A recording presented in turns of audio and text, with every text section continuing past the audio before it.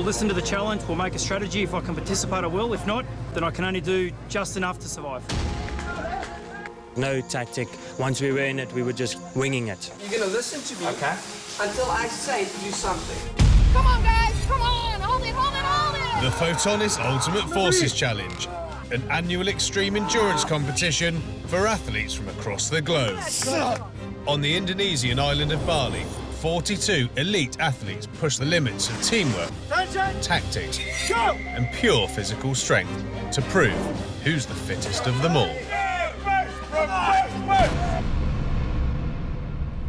During the last challenge, our teams had to use brains and brawn in order to climb the slippery pole.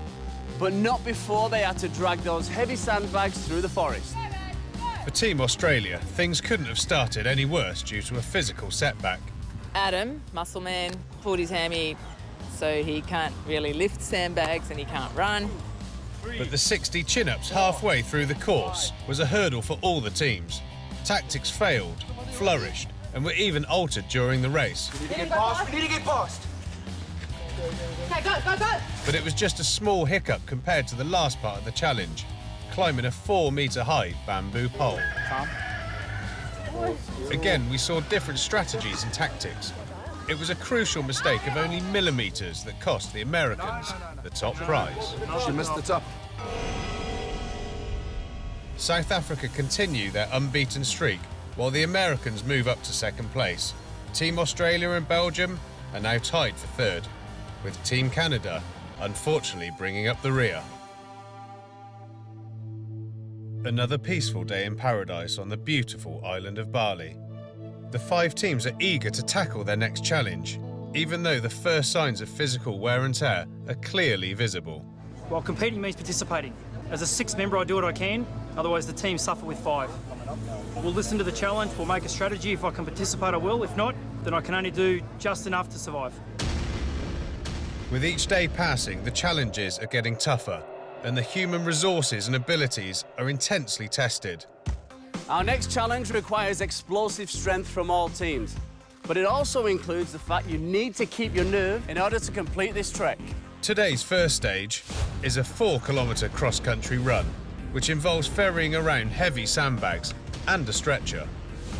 We had to run on the beach towards the gurney and the stretcher. And it's a Bali beach, there's boats everywhere, and everyone has their boats tied up to the shore. So you're hopping over the ropes, you're trying not to trip on them, meanwhile trying to dodge all the big rocks and dogs running around, and it was real life. It was pretty cool. After that, they will have to run roughly 1 kilometre to collect some old friends.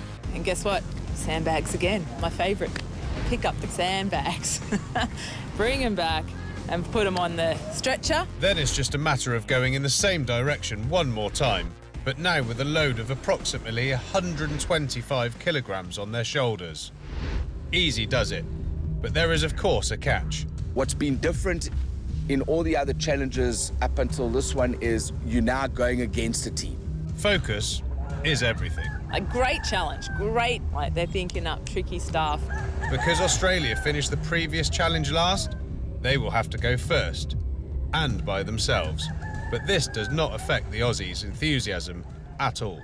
A mixture of brains, brawn and just sheer guts. As Australians, we're known for never giving up and giving it our best shot. But there is one thing Team Australia should be worried about, and that's Adam. He still hasn't recovered from his muscle injury, and rules state that the challenge has to be completed by all 6 members.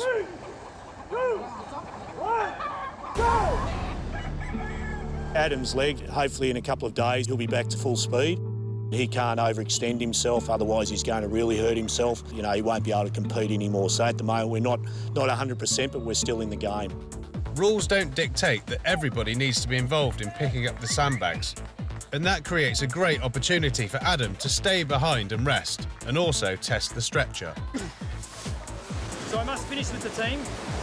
As long as the sandbags get back and are placed on, and this goes back to the sandbags, no worries. With the team complete again, Adam starts adding huge value to the team.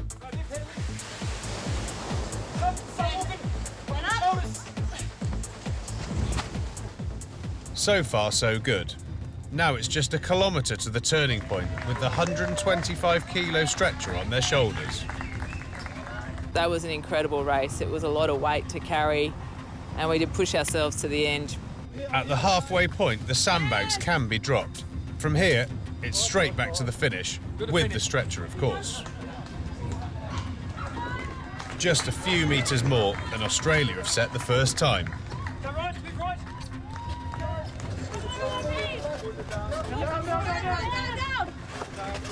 Adam did survive this challenge, but he is not the only one that's in serious pain. Robin was going really hard. She wanted to spew on the run. Like, it was really tough, and she was giving it everything. She was gutted afterwards. Biggest problem with a run like this. Too short. Yeah. Next up, the current leaders of the competition, South Africa and the USA. We were against South Africa, so we had good motivation there, good push. We said, okay, we got this. Whereas if we ran by ourselves, we wouldn't have had the drive and the competitiveness to say, okay, keep going. We were like, we got to beat these guys. Going head-to-head transforms this challenge into a real grudge match. Make sure we're in front. Make sure we're in front of the USA. Little Vicky was gone. We just could not keep up with him. He's like a little Energizer bunny. He was gone. After watching Adam stay behind for Team Australia, both teams decide to adapt their tactics. Only the fastest runners run off into the jungle to retrieve the bags, while the rest of the team stay behind and prepare for the next stage. The road's narrow. As long as we get back to the gurney with the sandbags before USA and we can get in front of them, there's not much space for them to pass. We were right on their heels. Like, we did quite well there. Both teams arrive with the sandbags almost at the same time, so it'll all come down to the last 2-kilometre stretcher race. This is a must-win situation. There's a lot of pride, there's a lot of passion between both of these teams, so it looks like at the minute, yep, South Africa are just in front. Team South Africa's strategy was clearly to get out in front, and with the road about to bottleneck, it'll be very difficult for Team USA to get past them.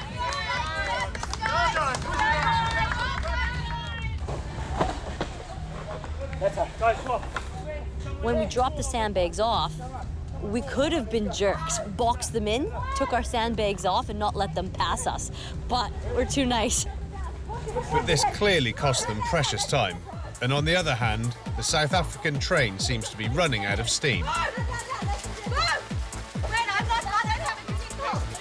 South Africa just heads out just a hair in front of us. If it was a little bit longer, we would have passed them. But this grudge match goes to South Africa.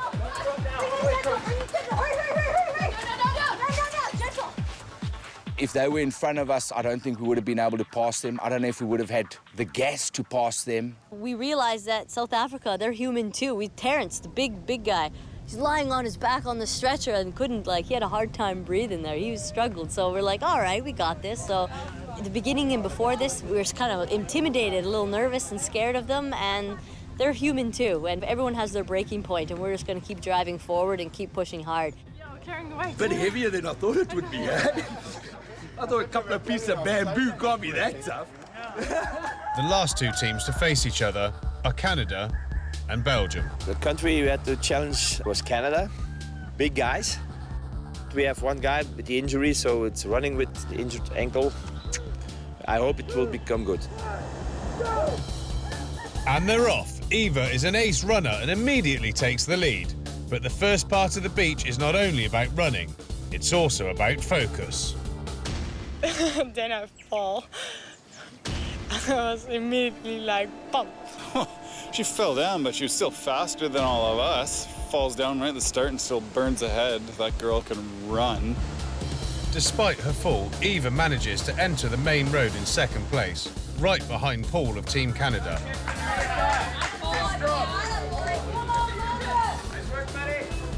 Came to the stretcher, we started almost equal. Belgium and Canada obviously paid attention to the previous race, We saw one of the other teams going and how they were holding on to it. They either had it kind of going across their backs or they were holding on to it by their shoulders. And it was JJ on our team that said, well, if we rotate it, then we can rest it on our shoulders. It would be easier.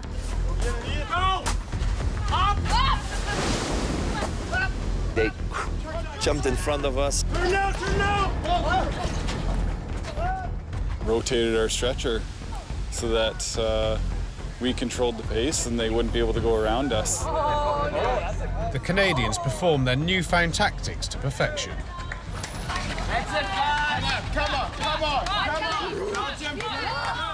They wouldn't have caught up to us anyways.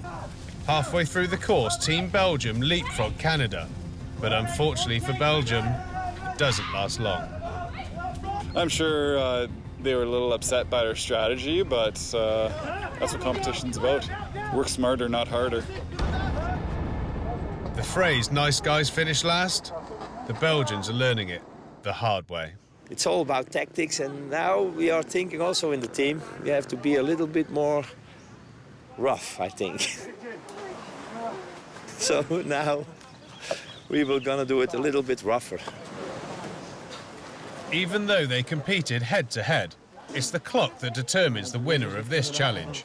So will it be the Lone Wolf of Australia, the fiercely competitive South Africans, or the resurgent Team Canada?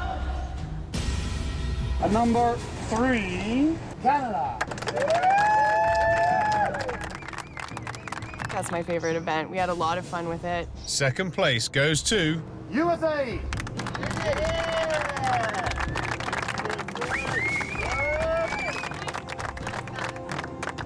Get in!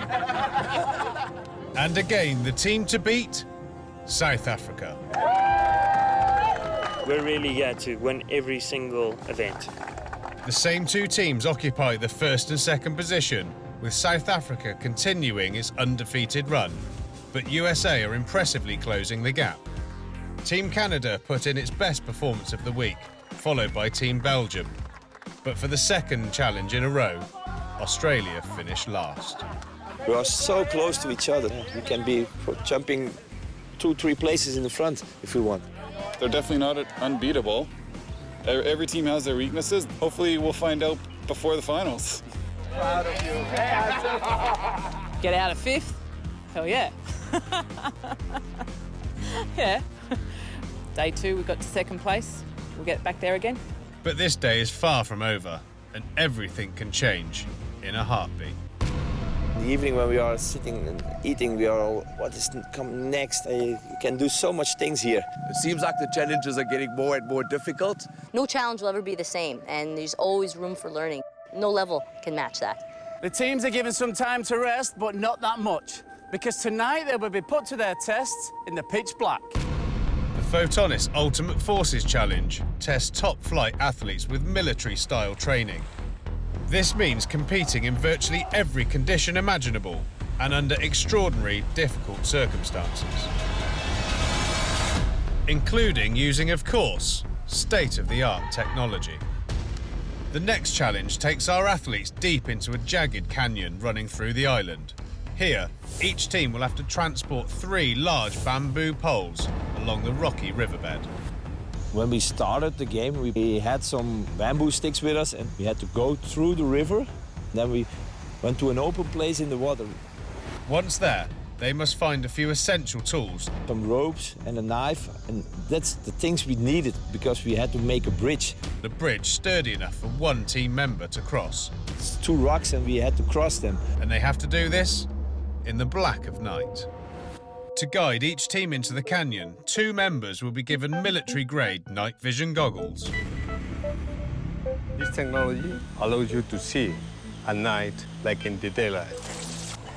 Night vision goggles will be a huge advantage. Obviously your eyes adjust to the darkness to a degree. These goggles will provide the exact detail we need to be able to help each other through whatever obstacles and games they've got set up for us tonight. The night vision system is providing a very small halo. There are many contaminant light on the battlefield. You cannot see what is happening behind the light. You must make a decision like that.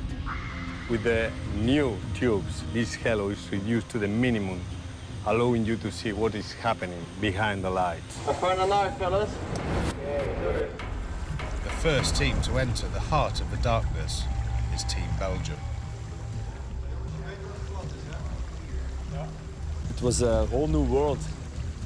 We saw everything. Even the leaves I could see. With the clock ticking, the Belgians wade half a kilometre down the river, pushing their bamboo poles alongside them.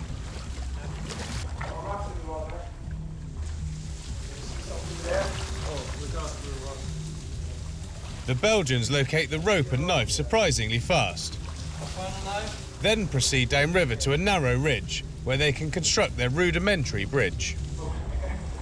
Those without goggles rely completely on their two team members with night vision to guide them through the dark.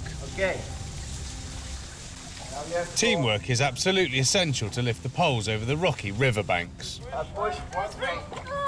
Up, good. Up. Up. Completely blinded in the dark, Bianca turns to Sander to help her safely up the bank. Are you ready? Okay, push. Up. One more, boy. To the right, guys. Go up. Yes. 11 minutes into the race and the end is already in sight. And we managed to get it up on the rocks, but it was quite tough. Team Belgium has smartly taken the path of least resistance and are rewarded when Sander scampers across a very simple bridge. I'm holding you. Okay, go. Go. Okay. And after a very long day of competing, the Belgians return to base camp for a well-earned night's rest. I think we did it good. We did a good job on this thing. Next up, South Africa. We're nervous, but after using those goggles, I'm not worried in the least. Not worried in the least. 1, go. I put on the night vision goggles and everything became 100% clear. Depth perception was perfect. No problem with vision whatsoever. Yeah. To me, of course, it was very comforting, but my other team members, I could just imagine how they felt not being able to see anything. But not everything is plain sailing. With their speed and strength useless in the pitch black, the first cracks appear in Team South Africa's impressive dominance. We don't talk much. That was the complaint from their side. We are that. Come on, where are you guys? Guys! Talk. What's in front of us? That one? What do I see? Dina firmly takes the lead. Nothing. You're going to stand here. You're going to listen to me. Okay. Until I say do something. The clock, however, continues to tick.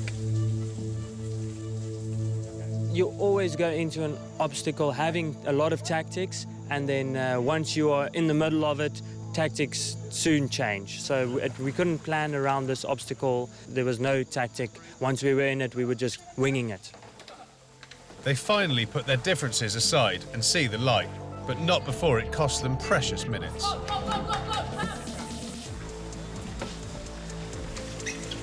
Hey.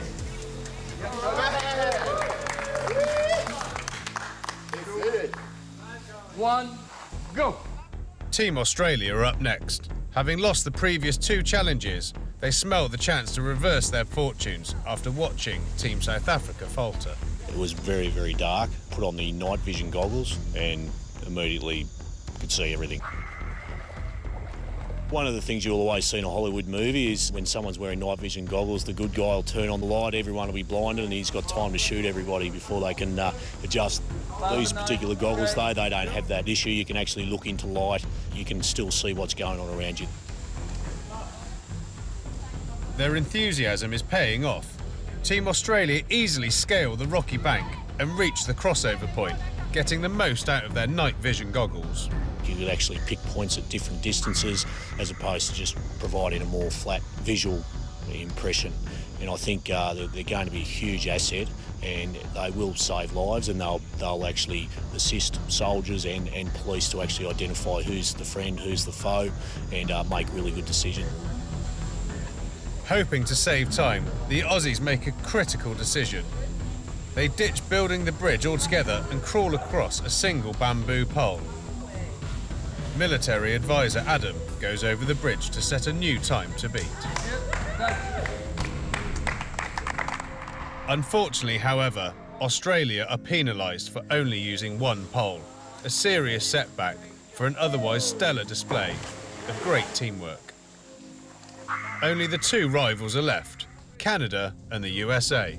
Team Canada report to the start line with one goal, moving up those rankings.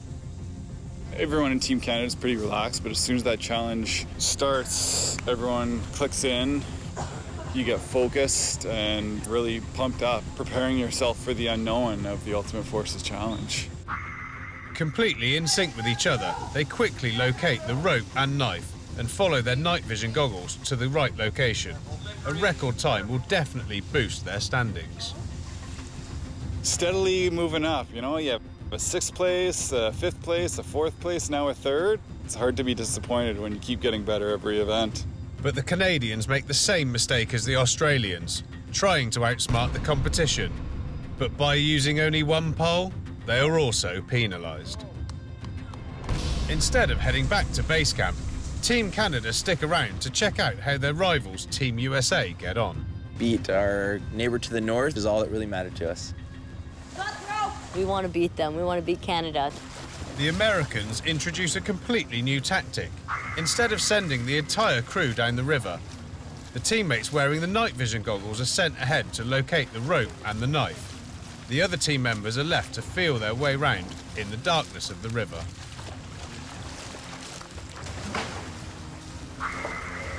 Team USA, by the way, had an extra advantage. Stephanie is an expert when it comes to night vision goggles. I myself work with night vision in my job back home, so that's an edge for us. I am a sheriff working with surveillance investigations. The experience certainly pays off. Team USA easily find the rope and knife and quickly start building their bridge.